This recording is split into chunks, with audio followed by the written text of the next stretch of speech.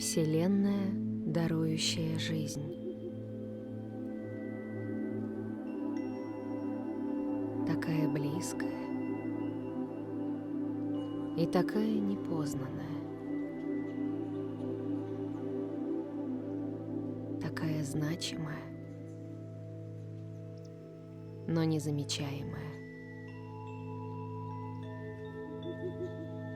Вселенная, без которой мы не выживем на нашей планете.